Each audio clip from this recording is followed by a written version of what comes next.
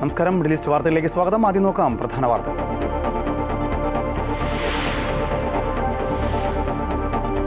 കർഷകർക്ക് കൈത്താങ്ങുമായി കേന്ദ്രം. പ്രധാനമന്ത്രി ധൻധാന്യ കൃഷി യോജനയ്ക്കായി 24,000 കോടി രൂപ അനുവദിച്ച് കേന്ദ്ര മന്ത്രിസഭാ യോഗം. 100 കർഷക ജില്ലകൾ വികസിപ്പിക്കും.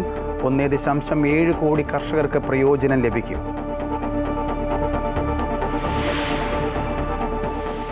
ഷാർജയിൽ മരിച്ച വിഭജികയുടെ മൃതദേഹം കേരളത്തിലേക്ക് കൊണ്ടുവരും. മകൾ വൈഭവിയുടെ മൃതദേഹം ദുബായിൽ സംസ്കരിക്കാൻ തീരുമാനം. നടപടി ദുബായിലെ ഇന്ത്യൻ കോൺസുലേറ്റിൽ നടന്ന ചർച്ചയിൽ. മരണത്തിൽ ദുരൂഹത ഉയർത്തി വിഭജികയുടെ കുടുംബം നൽകിയ ഹർജിയിൽ ഭർത്താവിനെ കക്ഷി ചേർത്തു. ഹർജി ഹൈക്കോടതി നാളെ പരിഗണിക്കും.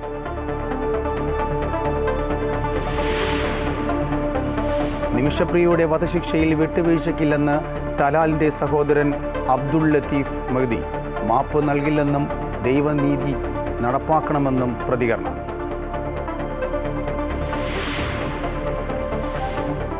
കുവൈറ്റിൽ വിദേശികൾക്ക് ഭൂമി സ്വന്തമാക്കുന്നതിന് അനുമതി നൽകുന്ന പുതിയ നിയമ ഭേദഗതിക്ക് രൂപം നൽകി.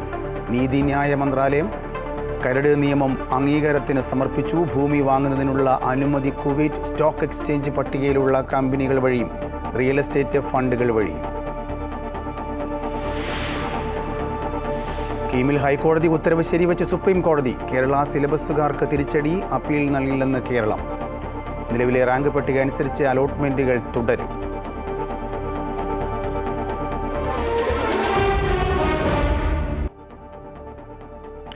പ്രധാനമന്ത്രി ധൻധാന്യ കൃഷി യോജനയ്ക്ക് അംഗീകാരം നൽകി കേന്ദ്ര മന്ത്രിസഭ. കാർഷിക ജില്ലകളുടെ വികസനത്തിന് 24,000 കോടി രൂപയാണ് അനുവദിച്ചത്. ഇന്ന് ചേർന്ന കേന്ദ്ര മന്ത്രിസഭാ യോഗത്തിലാണ് തീരുമാനം. നിലവിൽ 11 മന്ത്രാലയങ്ങളിലായി ചിതറിക്കിടക്കുന്ന 36 പദ്ധതികൾ സംയോജിച്ചാണ് പുതിയ പദ്ധതി നടപ്പിലാക്കുന്നത്. രാജ്യത്തെ എല്ലാ സംസ്ഥാനങ്ങളിൽ നിന്നും തെരഞ്ഞെടുത്ത 100 ജില്ലകളിൽ പദ്ധതി നടപ്പാക്കും. 1,70,00,000 കർഷകർക്ക് ഇതിൻ്റെ പ്രയോജനം ലഭിക്കും. 6 കൊല്ലത്തിനുള്ളിൽ പദ്ധതി പൂർത്തിയാക്കാനാണ് തീരുമാനം. GST സ്ലാബ് പുനഃക്രമീകരണത്തിന് പ്രധാനമന്ത്രിയുടെ ഓഫീസ് തത്വത്തിൽ അനുമതി നൽകിയതായി റിപ്പോർട്ട്. സ്ലാബ് മാറ്റങ്ങളും നടപടിക്രമങ്ങൾ ലളിതമാക്കലുമാണ് പരിഷ്കാരങ്ങളുടെ ഭാഗമായി പരിഗണിക്കുന്നത്. സംസ്ഥാനങ്ങളുമായി ചർച്ചകൾ നടത്തിയതിനു ശേഷം മാറ്റങ്ങളിൽ അന്തിമ തീരുമാനമെടുക്കും. GST നടപ്പിലാക്കിയിട്ട് 8 വർഷമാകുമ്പോഴാണ് ആദ്യ പരിഷ്കരണത്തിന് പ്രധാനമന്ത്രിയുടെ ഓഫീസ് പച്ചക്കൊടി നൽകിയിരിക്കുന്നത്. അടുത്ത മാസം നടക്കുന്ന GST കൗൺസിലിൽ ഇത് സംബന്ധിച്ച നിർദ്ദേശങ്ങൾ ഉണ്ടാകുമെന്നാണ് സൂചന. GST സ്ലാബുകൾ 3 കുറയ്ക്കാനാണ് ശ്രമം. നികുതി യുക്തിസഹമാക്കുന്നതിന്റെ ഭാഗമായാണിത്. നിലവിൽ 5, 12, 18, 28% എന്നിങ്ങനെ 4 നിരക്കുകളിലാണ് GST ഈടാക്കുന്നത്. ഇതിൽ 12% നികുതി നിരക്ക് ഒഴിവാക്കിയേക്കുമെന്നാണ് റിപ്പോർട്ടുകൾ. ഈ വിഭാഗത്തിൽ വരുന്നവ 5%-ലേക്കോ 12%-ലേക്കോ മാറ്റിയേക്കും. ഇതിലൂടെ ചില വസ്തുക്കൾക്ക് വില കുറയും, മറ്റ് ചില വസ്തുക്കൾക്ക് വില കൂടുകയും ചെയ്യും. കരകൗശല വസ്തുക്കൾ പോലുള്ളവയുടെ വില കുറയാൻ സാധ്യതയുണ്ട്. സാധാരണക്കാർ ഉപയോഗിക്കുന്ന വസ്തുക്കളാണ് നിലവിൽ 12% GST പരിധിയിൽ വരുന്നത്. അതിനാൽ തന്നെ സാധാരണക്കാർക്ക് ഇതിന്റെ പ്രയോജനം ലഭിക്കുമെന്നാണ് കണക്കുകൂട്ടൽ. ആദായ നികുതി ഇളവ് വരുത്തുന്നതിന് സമാനമായ രീതിയിൽ ഇളവ് വരുത്താനാണ് കേന്ദ്ര സർക്കാർ നീക്കം. ഇത് നിരക്ക് ഘടന ലളിതമാക്കുമെങ്കിലും കേന്ദ്രത്തിനും സംസ്ഥാനത്തിനും 80,000 കോടി രൂപയുടെ വരുമാന നഷ്ടം ഉണ്ടാക്കുമെന്നാണ് വിലയിരുത്തൽ. അതാണ് സംസ്ഥാനങ്ങളുടെ വിയോജിപ്പിന് കാരണം. BJP ഇതര സംസ്ഥാനങ്ങൾ ഇത് എളുപ്പത്തിൽ അംഗീകരിക്കാനിടയില്ല. ഇക്കാര്യത്തിൽ സമവായമുണ്ടാക്കുകയാണ് കേന്ദ്രത്തിന്റെ മുന്നിലുള്ള വെല്ലുവിളി. കേന്ദ്ര ധനകാര്യ മന്ത്രാലയം സംസ്ഥാനങ്ങളുമായി ഇക്കാര്യത്തിൽ ചർച്ചകൾ നടത്തുകയാണ്. ഇനി വരുന്ന GST കൗൺസിൽ യോഗത്തിൽ സ്ലാബ് പരിഷ്കരണങ്ങളിൽ തീരുമാനമാകുമെന്നാണ് പ്രതീക്ഷ. കഴിഞ്ഞ ഡിസംബറിലായിരുന്നു കൗൺസിലിന്റെ അവസാനത്തെ യോഗം നടന്നത്. News desk Amrita news. ഷാർജയിൽ ദുരൂഹ സാഹചര്യത്തിൽ മരണപ്പെട്ട കൊല്ലം സ്വദേശിനി വിഭജികയുടെയും കുഞ്ഞിൻ്റെയും മൃതദേഹങ്ങൾ നാട്ടിലെത്തിക്കുന്ന കാര്യത്തിൽ അന്തിമ തീരുമാനമായി. കുട്ടിയുടെ പിതാവായ നിതീഷിൻ്റെ ആവശ്യപ്രകാരം കുഞ്ഞിൻ്റെ മൃതദേഹം ഷാർജയിൽ തന്നെ സംസ്കരിക്കും. അതേസമയം പോസ്റ്റ്മോർട്ടം നടപടികൾ പൂർത്തിയാക്കിയതിനാൽ വിഭജികയുടെ മൃതദേഹം അടുത്ത ദിവസം നാട്ടിലെത്തിക്കും. പോസ്റ്റ്മോർട്ടം നടപടികൾ പൂർത്തിയാക്കി വിട്ടു നൽകിയ വിഭജികയുടെ കുഞ്ഞിന്റെ മൃതദേഹം പിതാവായ നിതീഷിന്റെ ആവശ്യപ്രകാരം ഷാർജയിൽ തന്നെ സംസ്കരിക്കാൻ തീരുമാനമായി. വിഭജികയുടെയും കുഞ്ഞിന്റെയും മൃതദേഹം നാട്ടിലേക്ക് കൊണ്ടുപോകാൻ അനുവദിക്കണമെന്നാവശ്യപ്പെട്ട് ഷാർജയിലെത്തിയ വിഭജികയുടെ അമ്മ ഇന്ത്യൻ കോൺസുലേറ്റിനെ സമീപിച്ചിരുന്നു. ഇതിനായുള്ള ചർച്ചകൾ കോൺസുലേറ്റിന്റെ ഇടപെടലോടെ നടന്നുവെങ്കിലും കുട്ടിയുടെ പിതാവ് ഈ ആവശ്യത്തിന് വഴങ്ങാൻ കൂട്ടാക്കിയില്ല. UAE നിയമപ്രകാരം കുട്ടിയുടെ പിതാവിനാണ് ഈ കാര്യത്തിലുള്ള അവസാന തീരുമാനത്തിന് അർഹത എന്നതുകൊണ്ട് ഒടുവിൽ വിഭജികയുടെ കുടുംബം ഈ ആവശ്യത്തിൽ നിന്നും പിന്മാറുകയായിരുന്നു. ഹിന്ദു ആചാരപ്രകാരം സംസ്കാര കർമ്മങ്ങൾ നടത്തണമെന്ന് വിഭജികയുടെ കുടുംബം ആവശ്യപ്പെട്ടിട്ടുണ്ട്. അതേസമയം വിഭജികയുടെ പോസ്റ്റ്മോർട്ടം നടപടികൾ പൂർത്തിയായതായും ബന്ധുക്കൾക്ക് വിവരം ലഭിച്ചു. മരണത്തിൽ അസ്വാഭാവികതയില്ലെന്നും ആത്മഹത്യ തന്നെയെന്നുമാണ് പോസ്റ്റ്മോർട്ടം റിപ്പോർട്ട്. നടപടികൾ പൂർത്തിയാക്കി വിഭജികയുടെ മൃതദേഹം അടുത്ത ദിവസം നാട്ടിലെത്തിക്കുമെന്നും ബന്ധുക്കൾ അറിയിച്ചു. അമൃത ന്യൂസ്, ഷാർജ. കൊല്ലം കേരളപുരം സ്വദേശി വിഭജിക മണിയനും മകൾ 1.5 വയസ്സുകാരി വൈഭവിയും ഷാർജയിൽ മരിച്ച നിലയിൽ കണ്ടെത്തിയ സംഭവത്തിൽ ഭർത്താവിനെയും എംബസിയെയും കക്ഷി ചേർക്കാൻ ഹൈക്കോടതി നിർദ്ദേശം. ഹർജി നാളെ വീണ്ടും പരിഗണിക്കും. മരണത്തിൽ അന്വേഷണം ആവശ്യപ്പെട്ട് അടുത്ത ബന്ധുക്കളാണ് ഹൈക്കോടതിയെ സമീപിച്ചത്. ഇരുവരുടെയും മരണം സംശയാസ്പദമായ സാഹചര്യത്തിലാണെന്നും കൊലപാതകമാണോ എന്ന് സംശയമുണ്ടെന്നും കുടുംബം ആരോപിക്കുന്നു. നിമിഷപ്രിയയുടെ വധശിക്ഷയിൽ ഉറച്ച് കൊല്ലപ്പെട്ട തലാലിൻ്റെ അടുത്ത ബന്ധുക്കൾ. നിമിഷപ്രിയയ്ക്ക് മാപ്പില്ല എന്നും ഒരു ഒത്തുതീർപ്പിനും തയ്യാറല്ല എന്നും തലാലിൻ്റെ സഹോദരൻ വ്യക്തമാക്കി. എന്നാൽ നിമിഷപ്രിയയ്ക്ക് മാപ്പ് നൽകണമെന്ന് കുടുംബത്തിലെ ചിലർക്ക് അഭിപ്രായമുണ്ടെന്നും റിപ്പോർട്ടുകൾ പുറത്തുവരുന്നു. കുടുംബാംഗങ്ങളെ അനുനയിപ്പിക്കുവാനുള്ള ചർച്ചകൾ ഊർജിതമായി പുരോഗമിക്കുകയാണ്. നിമിഷപ്രിയക്ക് മാപ്പില്ലെന്നും ഒരു ഒത്തുതീർപ്പിനും തയ്യാറല്ലെന്നുമായിരുന്നു കൊല്ലപ്പെട്ട യമൻ പൗരൻ തലാൽ അബ്ദോ മഹദിയുടെ സഹോദരൻ അബ്ദുൾ ഫത്താ മഹദി പ്രതികരിച്ചത്. നിമിഷപ്രിയയുടെ വധശിക്ഷ നീട്ടിവച്ച വിധി വരുന്നതിന് മുൻപ് BBC-ക്ക് നൽകിയ അഭിമുഖത്തിലായിരുന്നു അബ്ദുൾ ഫത്താ മഹദിയുടെ പ്രതികരണം. അടുത്ത കുടുംബാംഗങ്ങൾ ഇപ്പോഴും ഈ നിലപാടിൽ ഉറച്ചു നിൽക്കുന്നുവെന്നാണ് സൂചന. തലാലിനെ കൊലപ്പെടുത്തിയത് ക്രൂരമായാണെന്നും വൈകിയാലും ശിക്ഷ നടപ്പാക്കുമെന്നാണ് പ്രതീക്ഷയെന്നും സഹോദരൻ നേരത്തെ വ്യക്തമാക്കിയിരുന്നു. ഏറെ നീണ്ടുനിന്ന നിയമവ്യവഹാരം മൂലവും കുടുംബം ഏറെ പ്രയാസം അനുഭവിച്ചതായി സഹോദരൻ ചൂണ്ടിക്കാട്ടുന്നു. വധശിക്ഷയിൽ കുറഞ്ഞതൊന്നും അംഗീകരിക്കില്ല. ഇന്ത്യൻ മാധ്യമങ്ങളിൽ കുറ്റവാളിയെ ഇരയായി ചിത്രീകരിക്കുന്നതിൽ ഖേദമുണ്ടെന്നും കുടുംബാംഗങ്ങൾ പറയുന്നു. സത്യത്തെ വളച്ചൊടിക്കാനുള്ള ശ്രമങ്ങളിലും വിഷമമുണ്ട്. എന്തു തർക്കമായാലും എന്തു കാരണം കൊണ്ടായാലും ഒരു കൊലപാതകത്തെ ഒരിക്കലും ന്യായീകരിക്കാനാവില്ലെന്നും സഹോദരൻ വ്യക്തമാക്കി. BBC-ക്ക് നൽകിയ അഭിമുഖത്തിന് പിന്നാലെ ഇതേ കാര്യങ്ങൾ തലാലിന്റെ സഹോദരൻ സാമൂഹ്യ മാധ്യമങ്ങളിലും ആവർത്തിച്ചു. മധ്യസ്ഥ ശ്രമങ്ങളെക്കുറിച്ച് ഇപ്പോൾ കേട്ടതെന്നും പുതിയ കാര്യങ്ങളല്ലെന്നും വർഷങ്ങൾക്കിടെ പലതവണ ഇത്തരത്തിലുള്ള ശ്രമങ്ങൾ ഉണ്ടായിട്ടുണ്ടെന്നും അദ്ദേഹം പറഞ്ഞു. എത്ര കാലതാമസമെടുത്താലും ഒരു സമ്മർദ്ദവും പിന്തിരിപ്പിക്കില്ലെന്നും സഹോദരൻ വ്യക്തമാക്കി. അതിനിടെ കുടുംബത്തിലെ മറ്റു പലരും നിമിഷപ്രിയയ്ക്ക് മാപ്പ് നൽകണമെന്ന നിലപാടിലാണെന്നും റിപ്പോർട്ടുകളുണ്ട്. അതുകൊണ്ടുതന്നെ ചർച്ച ഇനിയും നീളുമെന്നാണ് സൂചന. കുടുംബാംഗങ്ങളെ അനുനയിപ്പിക്കാനുള്ള ഊർജിത ശ്രമം തുടരുകയാണ്. അതേസമയം വിഷയത്തിൽ പരസ്യ പ്രതികരണം ഒഴിവാക്കാൻ വിദേശകാര്യ മന്ത്രാലയം നിർദ്ദേശം നൽകി. യമനിൽ ഇത് ക്രമസമാധാന പ്രശ്നങ്ങൾക്ക് ഇടയാക്കില്ലെന്ന് ഉറപ്പുവരുത്തേണ്ടതുണ്ടെന്ന് സർക്കാർ വൃത്തങ്ങൾ വ്യക്തമാക്കി. അനാവശ്യ തർക്കങ്ങൾ മോചനത്തിനുള്ള ശ്രമങ്ങളെ ബാധിക്കുമെന്നതിനാലാണ് ഇത്. തിങ്കളാഴ്ച തന്നെ യമൻ പ്രസിഡന്റ് വിഷയത്തിൽ ഇടപെട്ടിരുന്നുവെന്നും കേന്ദ്രം സൂചന നൽകിയിട്ടുണ്ട്. ഇനി ഒരറിയിപ്പുണ്ടാകും വരെ വധശിക്ഷ നിർത്തിവച്ചിരിക്കുന്നു എന്നാണ് വിധിപ്പകർപ്പിലുള്ളത്. എന്നാൽ കേസ് ഇനി എന്ന് പരിഗണിക്കുമെന്ന് ഉത്തരവിലില്ല. കുടുംബവുമായി ദിയാധനത്തിൽ ചർച്ച നടക്കുന്നുവെന്നും ഇതിൽ തീരുമാനമാകുന്നതുവരെ വധശിക്ഷ നടപ്പാക്കരുത് എന്നുമായിരുന്നു ഹർജി. ഇത് അംഗീകരിച്ചാണ് കോടതി വധശിക്ഷ നടപ്പിലാക്കുന്നത് നീട്ടിവച്ചതെന്നാണ് വിവരം. News desk, Amrita news. നിമിഷപ്രിയയുടെ വധശിക്ഷ നടപ്പാക്കണമെന്നാവശ്യപ്പെട്ട് സമൂഹ മാധ്യമങ്ങളിൽ വഹാബിസ്റ്റുകളുടെ ഇടപെടൽ. ഇംഗ്ലീഷിലും മലയാളത്തിലും അറബിയിലുമായാണ് വഹാബിസ്റ്റുകളുടെ നീക്കം. നിമിഷപ്രിയയുടെ മോചനത്തിന് കാന്തപുരം AP അബൂബക്കർ മുസ്ലിയാർ ഇടപെട്ടതോടെയാണ് തീവ്ര ഇസ്ലാമിക് ധാരയിൽ സഞ്ചരിക്കുന്ന വഹാബിസ്റ്റുകൾ സമൂഹ മാധ്യമങ്ങളിൽ സജീവമായത്. നിമിഷപ്രിയയുടെ മോചനം മുടക്കുന്ന തരത്തിലുള്ള പോസ്റ്റുകളും കമന്റുകളുമാണ് സമൂഹ മാധ്യമങ്ങളിൽ. കൊല്ലപ്പെട്ട അബ്ദുൾ മെഹദി തലാലിൻ്റെ സഹോദരനായ അബ്ദുൾ ഹത്തീഫ് മെഹദിയുടെ FB പോസ്റ്റിന് താഴെ മത്സരിച്ച് കമന്റിടുകയാണ് വഹാബിസ്റ്റുകൾ. നിമിഷപ്രിയയ്ക്ക് മാപ്പ് നൽകില്ലെന്ന തലാലിൻ്റെ സഹോദരൻ്റെ നിലപാടിനൊപ്പമാണ് സലഫി ധാരയിലുള്ള വഹാബിസ്റ്റുകൾ. ശരീഅത്ത് നിയമപ്രകാരമുള്ള വിധി നടപ്പാക്കണമെന്നും നിമിഷപ്രിയയ്ക്ക് വധശിക്ഷ നൽകണമെന്നുമാണ് ഇവരുടെ ആവശ്യം. പരമ്പരാഗത സുന്നി ഇസ്ലാം ധാരയിലെ പണ്ഡിതനായ കാന്തപുരം AP അബൂബക്കർ മുസ്ലിയാരെ എതിർക്കുന്ന വിഭാഗമാണ് വഹാബിസ്റ്റുകൾ. ഇത്തരത്തിൽ സമൂഹ മാധ്യമങ്ങളിൽ പ്രകോപനപരമായി ഇടപെടുന്നത് മലയാളികളാണെന്നതാണ് ദൗർഭാഗ്യകരം. വൈകാരികമായി വിഷയത്തെ സമീപിക്കുന്ന ഇക്കൂട്ടരുടെ നീക്കങ്ങളാണ് നിമിഷപ്രിയയുടെ മോചനത്തിന് വിലങ്ങുതടിയാവുന്നത്. തലാലിൻ്റെ FB പോസ്റ്റിൻ്റെ താഴെയുള്ള കമന്റുകളിൽ വഹാബിസ്റ്റുകളുടെ നിഗൂഢമായ നീക്കങ്ങൾ പ്രകടമാണ്. ജമാഅത്തെ ഇസ്ലാമി ഉൾപ്പെടെയുള്ള സംഘടനകൾ വഹാബി ആശയധാര പിന്തുടരുന്നവരാണ്. നിമിഷപ്രിയ മോചിതയാകരുതെന്ന് ആഗ്രഹിക്കുന്ന മൂന്നാമത്തെ വിഭാഗമാണ് വഹാബിസ്റ്റുകൾ. അമൃത ന്യൂസ്, കോഴിക്കോട്. കീം പ്രവേശനത്തിൽ കേരള സിലബസ് വിദ്യാർത്ഥികൾക്ക് തിരിച്ചടി. പ്രവേശനത്തിൽ ഇടപെടാതെ സുപ്രീം കോടതി. ഈ വർഷം പ്രവേശനം പഴയ രീതിയിൽ തന്നെ തുടരും. അപ്പീൽ നൽകില്ലെന്ന് കേരളം വ്യക്തമാക്കി. പഴയ മാനദണ്ഡ പ്രകാരമുള്ള പുതിയ കീം റാങ്ക് പട്ടിക അടിസ്ഥാനമാക്കി പ്രവേശന നടപടികൾ തുടരാമെന്ന് സുപ്രീം കോടതി വ്യക്തമാക്കി. ഈ വർഷം ഇനി റാങ്ക് പട്ടികയിൽ ഒന്നും ചെയ്യാനാവില്ലെന്നും പ്രവേശന നടപടികൾ സമയബന്ധിതമായി പൂർത്തിയാക്കേണ്ടതുണ്ടെന്നും സുപ്രീം കോടതി ചൂണ്ടിക്കാട്ടി. വിഷയത്തിൽ ഈ ഘട്ടത്തിൽ ഇടപെടുന്നത് അനിശ്ചിതത്വത്തിന് ഇടയാക്കുമെന്നും സുപ്രീം കോടതി പറഞ്ഞു. കേസ് 4 ആഴ്ചയ്ക്കകം കേൾക്കാമെന്ന് വ്യക്തമാക്കിയ കോടതി സംസ്ഥാനമടക്കം എല്ലാ കക്ഷികൾക്കും മറുപടി സത്യവാങ്മൂലമായി സമർപ്പിക്കാൻ നോട്ടീസ് അയച്ചു. ഹൈക്കോടതി വിധിക്കെതിരെ അപ്പീൽ ഫയൽ ചെയ്യുന്നില്ലെന്ന് സർക്കാരും കോടതിയെ അറിയിച്ചു. വിദ്യാർത്ഥികൾക്ക് പ്രശ്നമുണ്ടാകാതിരിക്കാനാണ് അപ്പീൽ നൽകാത്തതെന്നും സർക്കാർ കോടതിയെ അറിയിച്ചു. റാങ്ക് പട്ടിക റദ്ദാക്കിയ ഹൈക്കോടതി വിധിക്കെതിരെയാണ് കേരള സിലബസ് വിദ്യാർത്ഥികൾ സുപ്രീം കോടതിയെ സമീപിച്ചത്. സംസ്ഥാനത്തിന് എപ്പോൾ വേണമെങ്കിലും പ്രോസ്പെക്ടസിൽ മാറ്റം വരുത്താൻ അധികാരമുണ്ട് എന്നായിരുന്നു കേരള സിലബസ് വിദ്യാർത്ഥികളുടെ വാദം. CBSE വിദ്യാർത്ഥികൾ തടസ്സ ഹർജിയും നൽകിയിരുന്നു. കാര്യമായ നിയമപ്രശ്നങ്ങളില്ലെങ്കിൽ ഇക്കൊല്ലത്തെ കേരള എഞ്ചിനീയറിംഗ് പ്രവേശന നടപടികളിൽ ഇടപെടില്ലെന്ന് സുപ്രീം കോടതി ഇന്നലെ തന്നെ വ്യക്തമാക്കിയിരുന്നു. പ്രോസ്പെക്ടസിൽ കേരള സർക്കാർ വരുത്തിയ മാറ്റത്തെ സംശയിക്കുന്നില്ല. എന്നാൽ പുതിയ നയം കൊണ്ടുവരുമ്പോൾ അക്കാര്യം മുൻകൂട്ടി പ്രഖ്യാപിക്കണമായിരുന്നു എന്നാണ് കഴിഞ്ഞ ദിവസം കോടതി ചൂണ്ടിക്കാട്ടിയത്. News desk Amrita TV. Kerala സർവകലാശാലയിലെ വൈസ് ചാൻസലർ സിൻഡിക്കേറ്റ് ഏറ്റുമുട്ടൽ രൂക്ഷമാകുന്നു. രജിസ്ട്രാർ ഡോക്ടർ KS അനിൽകുമാറിന് ഔദ്യോഗിക വാഹനം നൽകരുതെന്ന വൈസ് ചാൻസലർ മോഹൻ കുന്നുമ്മലിൻ്റെ നിർദ്ദേശം തള്ളി സർവകലാശാല. അനിൽകുമാർ ഇന്നും ഔദ്യോഗിക വാഹനത്തിൽ സർവകലാശാലയിൽ എത്തി.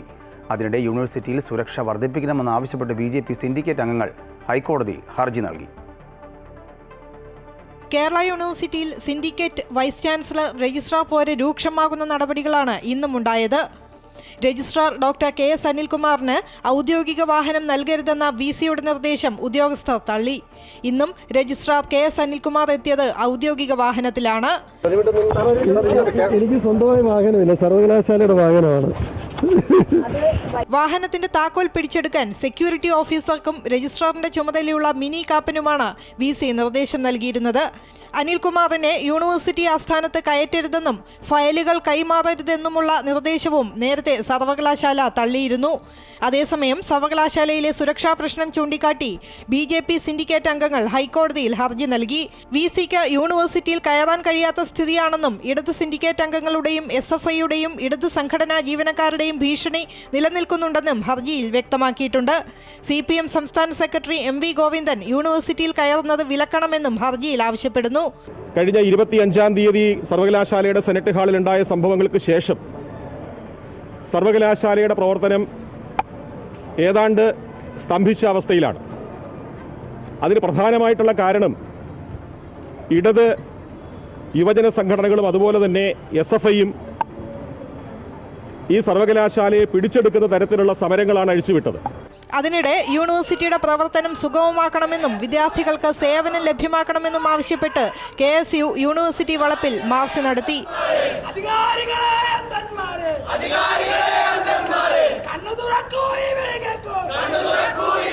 അമൃത ന്യൂസ്, തിരുവനന്തപുരം.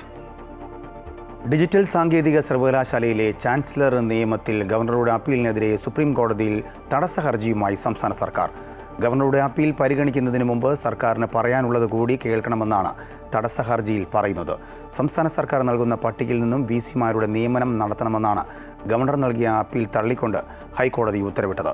ഈ സാഹചര്യത്തിൽ സാങ്കേതിക ഡിജിറ്റൽ സർവകലാശാലകളിലേക്കുള്ള പുതിയ VCമാരുടെ പട്ടികയും സർക്കാർ ഗവർണർക്ക് കൈമാറി. എന്നാൽ സുപ്രീം കോടതിയിൽ അപ്പീൽ നൽകിയതിനാൽ സർക്കാർ നൽകിയ VCമാരുടെ പട്ടിക ഗവർണർ പരിഗണിച്ചിട്ടില്ല. സംസ്ഥാനത്തെ ഉന്നത വിദ്യാഭ്യാസ മേഖലയിലെ പ്രതിസന്ധി പരിഹരിക്കാൻ മുഖ്യമന്ത്രി ഇടപെടണമെന്നാവശ്യപ്പെട്ട് പ്രതിപക്ഷ നേതാവ് PD സതീശൻ കത്ത് നൽകി. സർവകലാശാലകളിൽ സ്ഥിരം വൈസ് ചാൻസലർമാരും ഭൂരിഭാഗം സർക്കാർ കോളേജുകളിൽ പ്രിൻസിപ്പൽമാരും ഇല്ലാത്തത് ഉന്നത വിദ്യാഭ്യാസ മേഖലയെ പ്രതികൂലമായി ബാധിച്ചെന്ന് പ്രതിപക്ഷ നേതാവ് ചൂണ്ടിക്കാട്ടി. കേരള സർവകലാശാലയിലെ VC രജിസ്ട്രാർ പോലും വിദ്യാർത്ഥികളെ ബാധിക്കുന്നതായി PD സതീശൻ പ്രതികരിച്ചു.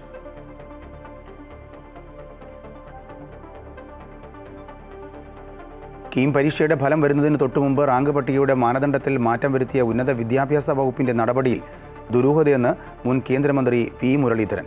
വിദ്യാഭ്യാസ കച്ചവടക്കാർക്ക് വേണ്ടിയാണ് സർക്കാർ ഇങ്ങനെയൊരു നീക്കം നടത്തിയത്. ഉന്നത വിദ്യാഭ്യാസ മന്ത്രിക്ക് അധികാരത്തിൽ തുടരാൻ അർഹതയില്ല എന്നും വിദ്യാഭ്യാസ കച്ചവടക്കാരുമായുള്ള സർക്കാരിന്റെ ഒത്തുകളിയാണിതെന്നും V മുരളീധരൻ ആരോപിച്ചു. എൻട്രൻസ് പരീക്ഷകളുടെ വിശ്വാസ്യത തന്നെ തകർന്നിരിക്കുകയാണ്. അങ്ങനെ വിദ്യാഭ്യാസ കച്ചവടക്കാരുമായിട്ട് കൂട്ടുചേർന്നുകൊണ്ട് കേരളത്തിലെ എൻട്രൻസ് എക്സാമിനേഷനെ മുഴുവൻ തകർത്ത ഉന്നത വിദ്യാഭ്യാസ മന്ത്രിക്ക് അധികാരത്തിൽ തുടരാനുള്ള അർഹതയില്ല എന്നുള്ളതാണ് കേരളത്തിലെ സാധാരണ ജനങ്ങളുടെ വിലയിരുത്തൽ. പാലക്കാട് വീണ്ടും നിപ രോഗം സ്ഥിരീകരിച്ചു. പാലക്കാട് ചങ്ങലേരിയിൽ നിപ ബാധിച്ച് മരിച്ച വ്യക്തിയുടെ മകനാണ് പുതിയതായി രോഗബാധ സ്ഥിരീകരിച്ചത്. മഞ്ചേരി മെഡിക്കൽ കോളേജിൽ നടത്തിയ പരിശോധനയിലാണ് രോഗം കണ്ടെത്തിയത്. ഹൈ റിസ്ക് കാറ്റഗറിയിൽ നിരീക്ഷണത്തിലായിരുന്നു ഇദ്ദേഹം. 32-കാരനായ ഇദ്ദേഹമാണ് അച്ഛൻ അവശനായ ആശുപത്രിയിൽ കഴിഞ്ഞ സമയത്ത് ഒപ്പമുണ്ടായിരുന്നത്. പാലക്കാട് മെഡിക്കൽ കോളേജിൽ തീവ്രപരിചരണ വിഭാഗത്തിൽ ചികിത്സയിൽ കഴിയുകയാണ് ഇദ്ദേഹം. ആരോഗ്യനില സംബന്ധിച്ച് വ്യക്തമായ റിപ്പോർട്ട് പുറത്തു വന്നിട്ടില്ല. കുവൈറ്റിൽ വിദേശികൾക്ക് ഭൂമി സ്വന്തമാക്കുന്നതിന് അനുമതി നൽകുന്ന പുതിയ നിയമ ഭേദഗതിക്ക് നീതിന്യായ മന്ത്രാലയം രൂപം നൽകി. ഇത് സംബന്ധിച്ച് തയ്യാറാക്കിയ കരട് നിയമം ഫത്വ നിയമനിർമ്മാണ വകുപ്പിന്റെ അംഗീകാരത്തിന് സമർപ്പിച്ചതായി നീതിന്യായ മന്ത്രി നാസർ അൽ സുമൈദ് അറിയിച്ചു. കുവൈറ്റ് സ്റ്റോക്ക് എക്സ്ചേഞ്ച് പട്ടികയിലുള്ള കമ്പനികൾ, റിയൽ എസ്റ്റേറ്റ് ഫണ്ടുകൾ എന്നിവ വഴിയായിരിക്കും വിദേശികൾക്ക് ഭൂമി വാങ്ങുന്നതിനുള്ള അനുമതി നൽകുക. പുതിയ നിയമ ഭേദഗതി പ്രാബല്യത്തിൽ വരുന്നതോടെ രാജ്യത്ത് വിദേശ നിക്ഷേപം വൻതോതിൽ ഒഴുകിയെത്തുമെന്നും ഇതോടൊപ്പം രാജ്യത്തെ വാണിജ്യ അന്തരീക്ഷം മെച്ചപ്പെടുവാൻ സഹായകരമാകുമെന്നുമാണ് പ്രതീക്ഷ. ദുബായിലുടനീളമുള്ള ഡെലിവറി മോട്ടോർ സൈക്കിളുകളെ ലക്ഷ്യമിട്ട് റോഡ് ആൻഡ് ട്രാൻസ്പോർട്ട് അതോറിറ്റിയുടെ നേതൃത്വത്തിൽ പരിശോധനാ ക്യാമ്പയിൻ നടത്തി. 1050 പരിശോധനകളാണ് നടത്തിയത്. ദുബായ് പോലീസ്, മാനവശേഷി സ്വദേശീവൽക്കരണ മന്ത്രാലയം, Dubai municipality, Dubai health authority എന്നിവയുമായി സഹകരിച്ചാണ് ക്യാമ്പയിൻ സംഘടിപ്പിച്ചത്. സുരക്ഷാ ഉപകരണങ്ങൾ ധരിക്കാതെ വാഹനമോടിക്കൽ, RTA ലൈസൻസിംഗ് ഏജൻസി നൽകിയ പ്രൊഫഷണൽ പരിശീലന സർട്ടിഫിക്കറ്റ് ഇല്ലാത്ത മോട്ടോർ സൈക്കിൾ ഡ്രൈവർമാർ, അപകടം വരുത്താവുന്ന രീതിയിലുള്ള ഡ്രൈവിംഗ് തുടങ്ങി നിരവധി നിയമലംഘനങ്ങൾ കണ്ടെത്തിയതായി RTA licensing agency CEO Ahmed Mehboob അറിയിച്ചു. നിബന്ധനകൾ ലംഘിച്ചതിന് 19 മോട്ടോർ സൈക്കിളുകൾ പിടിച്ചെടുത്തുവെന്നും അദ്ദേഹം പറഞ്ഞു.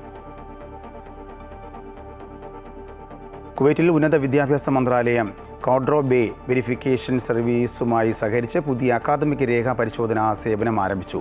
വിദേശത്ത് നിന്ന് ലഭിച്ച വിദ്യാഭ്യാസ യോഗ്യതാ സർട്ടിഫിക്കറ്റുകളുടെ തുല്യതാ നിർണയ പ്രക്രിയ കാര്യക്ഷമമാക്കുന്നതിനും അവയുടെ ആധികാരികത ഉറപ്പാക്കുന്നതിനും ലക്ഷ്യമിട്ടാണ് ഈ നടപടി. അംഗീകൃത കമ്പനിയുടെ മുൻകൂർ പരിശോധനയില്ലാതെ ഒരു തുല്യതാ സർട്ടിഫിക്കറ്റ് അപേക്ഷയും സ്വീകരിക്കില്ല എന്ന് മന്ത്രാലയം വ്യക്തമാക്കി. പരിശോധിച്ച രേഖകൾ മന്ത്രാലയത്തിൻ്റെ തുല്യതാ നിയമങ്ങൾ പാലിക്കുന്നതുമായിരിക്കണം. വിദേശ അക്കാദമിക് ബിരുദങ്ങൾക്ക് അംഗീകാരം തേടുന്ന എല്ലാ പ്രവാസികളോടും തങ്ങളുടെ ഔദ്യോഗിക ഇലക്ട്രോണിക് പോർട്ടൽ വഴി അപേക്ഷകൾ സമർപ്പിക്കാൻ മന്ത്രാലയം അഭ്യർത്ഥിച്ചു. കുവൈറ്റിലെ ഏറ്റവും പഴയ വാണിജ്യ സമുച്ചയങ്ങളിലൊന്നായ മുത്തന്ന കോംപ്ലക്സിലെ മുഴുവൻ വാടകക്കാരെയും ഒഴിപ്പിക്കുന്നു. ഈ മാസം 30-ന് മുമ്പ് സമുച്ചയത്തിൽ നിന്നും പൂർണ്ണമായും ഒഴിയണമെന്നും വസ്തുവകകൾ കൈമാറണമെന്നും ആവശ്യപ്പെട്ടുകൊണ്ട് കെട്ടിടത്തിൻ്റെ ഭരണവിഭാഗം വാടകക്കാർക്ക് നോട്ടീസ് നൽകിയിട്ടുണ്ട്.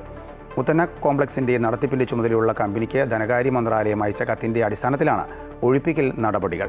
പങ്കാളിത്ത നിയമത്തിലെ വ്യവസ്ഥകൾക്കനുസൃതമായി പൊതു സ്വകാര്യ പങ്കാളിത്ത പദ്ധതിക്കായിട്ടുള്ള സുപ്രീം കമ്മിറ്റി പുറപ്പെടുവിച്ച തീരുമാനത്തിൻ്റെ അടിസ്ഥാനത്തിലാണ് തീരുമാനം. കുവൈറ്റ് സിറ്റിയുടെ ഹൃദയഭാഗത്ത് സ്ഥിതി ചെയ്യുന്ന മുതന്ന കോംപ്ലക്സിൽ മലയാളികൾ ഉൾപ്പെടെയുള്ളവർ ജോലി ചെയ്യുന്ന നിരവധി വാണിജ്യ സ്ഥാപനങ്ങളാണ് പ്രവർത്തിക്കുന്നത്. സൗദിയിലെ റിയാദിൽ കോസ്മെറ്റിക്സ് ഉൽപ്പന്നങ്ങളുടെ എക്സ്പയറി ഡേറ്റിൽ കൃത്രിമം കാണിക്കുകയും പാർപ്പിട ആവശ്യത്തിനുള്ള കെട്ടിടത്തിൽ സൗന്ദര്യവർദ്ധക ഉൽപ്പന്നങ്ങൾ വ്യാപാരം നടത്തുകയും ചെയ്ത സ്ഥാപനം Saudi food and drug authority അടപ്പിച്ചു. സ്ഥാപനത്തിനെതിരായ കേസ് പബ്ലിക് പ്രോസിക്യൂഷന് കൈമാറിയിട്ടുണ്ട്. നിയമവിരുദ്ധ സ്ഥാപനത്തിൽ നിന്നും 15 ലക്ഷം സൗന്ദര്യവർദ്ധക ഉൽപ്പന്ന പാക്കേജുകൾ പിടിച്ചെടുത്തു. ഇത്തരത്തിലുള്ള നിയമലംഘകർക്ക് 5 വർഷം വരെ തടവോ 50 ലക്ഷം റിയാൽ വരെ പിഴയോ രണ്ടും കൂടിയോ ശിക്ഷ ലഭിക്കുമെന്ന് അതോറിറ്റി വ്യക്തമാക്കി. ഒമാനിലെ ആരോഗ്യമേഖലയിൽ സ്വദേശീവൽക്കരണം ശക്തമാക്കുന്നു. ആശുപത്രികളിലും വാണിജ്യ കേന്ദ്രങ്ങളിലുമുള്ള ഫാർമസികളിൽ ഫാർമസിസ്റ്റുകളും സഹായികളുമായി സ്വദേശികളെ മാത്രമേ നിയമിക്കാവൂ എന്ന് കാട്ടി ഒമാൻ ആരോഗ്യ മന്ത്രാലയം സർക്കുലർ പുറപ്പെടുവിച്ചു. മലയാളികൾ ഉൾപ്പെടെ നിരവധി പ്രവാസികളെ ബാധിക്കുന്നതാണ് ഈ തീരുമാനം. ഫാർമസിസ്റ്റുകളായി നിരവധി മലയാളികൾ ഒമാനിൽ ജോലി ചെയ്യുന്നുണ്ട്. നിലവിൽ ഈ മേഖലയിൽ ജോലി ചെയ്യുന്ന പ്രവാസികളുടെ ലൈസൻസ് പുതുക്കേണ്ടതില്ല എന്നും മന്ത്രാലയം തീരുമാനിച്ചു. നിർദ്ദേശം സമയബന്ധിതമായി നടപ്പാക്കാൻ ആവശ്യമായ നടപടികൾ സ്വീകരിക്കണമെന്നും മന്ത്രാലയം ബന്ധപ്പെട്ടവർക്ക് നിർദ്ദേശം നൽകി. സൗദിയുടെ തലസ്ഥാനമായ റിയാദിൽ 3-അംഗ വാഹന മോഷണ സംഘത്തെ റിയാദ് പോലീസ് അറസ്റ്റ് ചെയ്തു. വാഹനം ഓഫ് ചെയ്യാതെ ഉടമ പുറത്തിറങ്ങിയ സമയം ലക്ഷ്യമിട്ട് വാഹനം മോഷ്ടിച്ച ശേഷം അത് പൊളിച്ച് സ്പെയർ പാർട്സായി വിൽക്കുകയായിരുന്നു പ്രതികളുടെ രീതി. നിയമപരമായ നടപടികൾ പൂർത്തിയാക്കി പ്രതികളെ പബ്ലിക് പ്രോസിക്യൂഷന് കൈമാറിയതായി റിയാദ് പോലീസ് അറിയിച്ചു.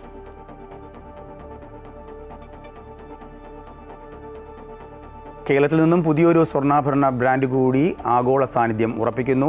വിൻസ്മേര ഗ്രൂപ്പിൻ്റെ അന്താരാഷ്ട്ര ഹെഡ്ക്വാർട്ടേഴ്സ് ദുബായിൽ പ്രവർത്തനം ആരംഭിച്ചു. ദുബായ് ദേറ ഗോൾഡ് സൂഖിലാണ് ആധുനിക രീതിയിലുള്ള ഓഫീസ് പ്രവർത്തിക്കുന്നത്. വിൻസ്മേര ഗ്രൂപ്പിന്റെ അന്താരാഷ്ട്ര ഹെഡ്ക്വാർട്ടേഴ്സ് ഇത്ര Dubai senior director Rashid Al ഹർമോദിയാണ് ഉദ്ഘാടനം ചെയ്തത്. Dubai gold and jewellery group vice chairman Chandu Siroya, Emirates NBD bank senior vice president Anit Daniel, national bank of Jumeirah പ്രതിനിധി Ajay Shaliya, GJEPC middle east coordinator Ramesh Vora എന്നിവർ സംബന്ധിച്ചു. ദുബായ് കരാമയിൽ ഷോറൂം തുറന്നതിന് പിന്നാലെയാണ് ദുബായ് ഗോൾഡ് സൂക്കിൽ വിൻസ്മേര ഗ്രൂപ്പിന്റെ office പ്രവർത്തനം ആരംഭിച്ചത്.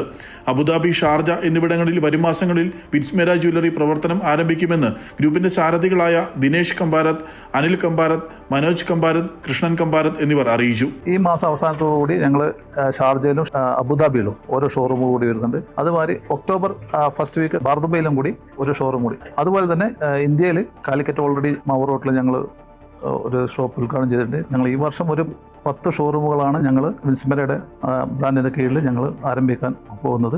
മോഹൻലാൽ വിൻസ്മേരയുടെ ബ്രാൻഡ് അംബാസഡറായി വന്നത് ഈ ബ്രാൻഡിലുള്ള വിശ്വാസ്യത കൊണ്ടാണെന്നും അത് തങ്ങളുടെ ഉത്തരവാദിത്വം വർദ്ധിപ്പിക്കുന്നുവെന്നും മാനേജ്മെന്റ് വ്യക്തമാക്കി. ലാലാട്ടൻ നിങ്ങളെപ്പറ്റി ഞാൻ വളരെയധികം പഠിച്ചിട്ടുണ്ട്, മനസ്സിലാക്കിയിട്ടുണ്ട്. നിങ്ങളുടെ 4 സഹോദരന്മാരുടെ ഐക്യം, അതാണ് ഏറ്റവും കൂടുതലായത് നമ്മുടെ സോഷ്യൽ കമ്മിറ്റ്മെന്റ്. ഇതൊക്കെ നോക്കുമ്പോഴാണ് ലാലാട്ടൻ സഹകരിക്കേണ്ട ഒരു പ്രധാന കാരണം അത് തന്നെ. സ്വർണ്ണാഭരണങ്ങളുടെ നിർമ്മാണം, ഹോൾസെയിൽ, കയറ്റുമതി എന്നീ മേഖലകളിൽ സജീവമാണ് Winsmera group. Amrita news, Dubai. Thodupuzha Newman കോളേജിലെ പൂർവ്വ വിദ്യാർത്ഥികളുടെ UAE കൂട്ടായ്മ ന്യൂമിനേറ്റ്സ് എന്ന പേരിൽ പ്രവർത്തനം തുടങ്ങി. ഇടുക്കി MP അഡ്വക്കേറ്റ് ഡീൻ കുര്യാക്കോസ് പ്രവർത്തന ഉദ്ഘാടനം നിർവഹിച്ചു. ദുബായിലെ അഖഫ് അസോസിയേഷനുമായി ചേർന്നായിരിക്കും പ്രവർത്തനമെന്ന് ബന്ധപ്പെട്ടവർ അറിയിച്ചു. പ്രഥമ കമ്മിറ്റി ഭാരവാഹികളായി TN കൃഷ്ണകുമാർ, സജി ലൂക്കോസ്, ദീപക് പീറ്റർ, അനീഷ് എബ്രഹാം എന്നിവരെ തെരഞ്ഞെടുത്തു.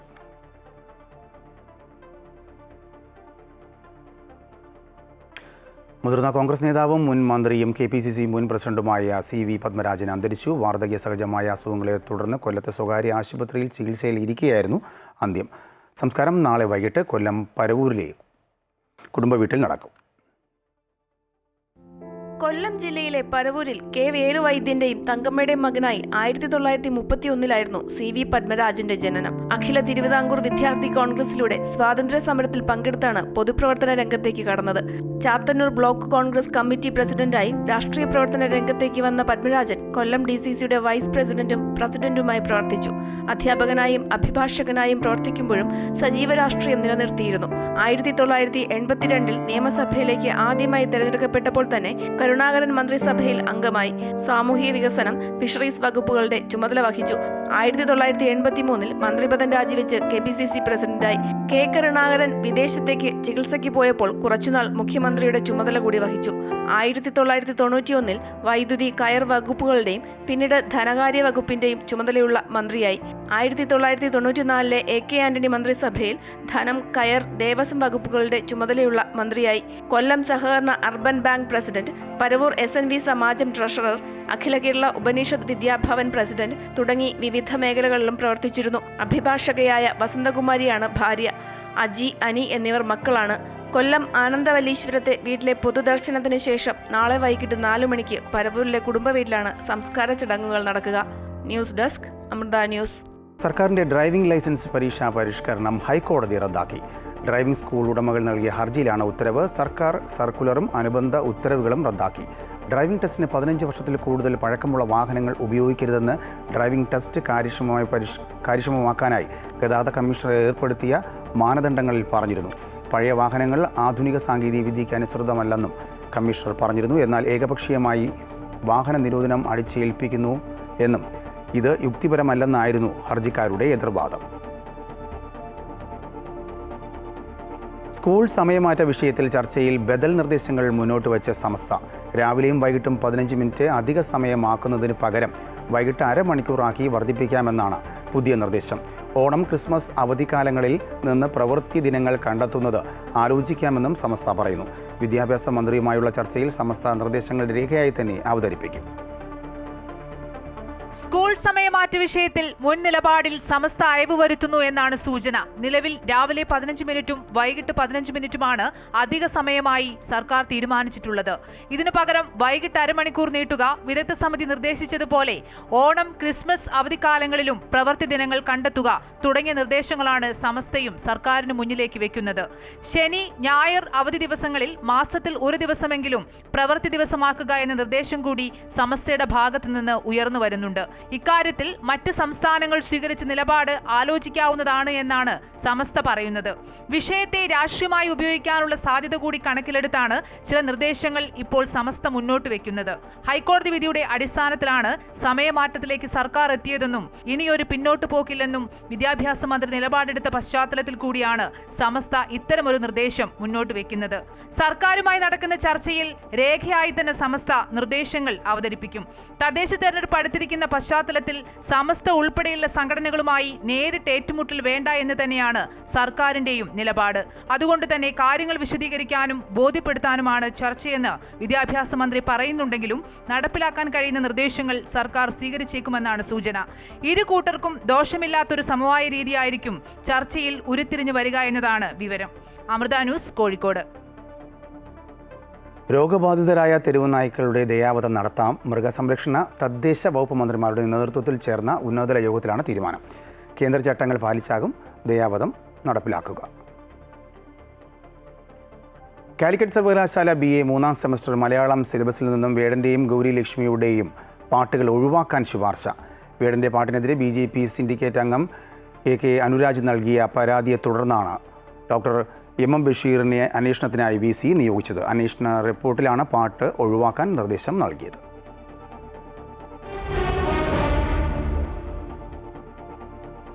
ഇന്ത്യൻ സൂപ്പർ ലീഗിൻ്റെ ഈ സീസൺ മാറ്റിവയ്ക്കുന്നുവെന്ന റിപ്പോർട്ടിൽ പ്രതികരിച്ച് സൂപ്പർ താരം സുനിൽ ഛേത്രി. നിലവിലെ അവസ്ഥയിൽ ആശങ്കയും നിരാശയും ഉണ്ടെന്ന് ഛേത്രി പ്രതികരിച്ചു. സമൂഹ മാധ്യമമായ എക്സിൽ പങ്കുവച്ച കുറിപ്പിലാണ് താരം ഇത്തരത്തിൽ അഭിപ്രായം പങ്കുവച്ചത്.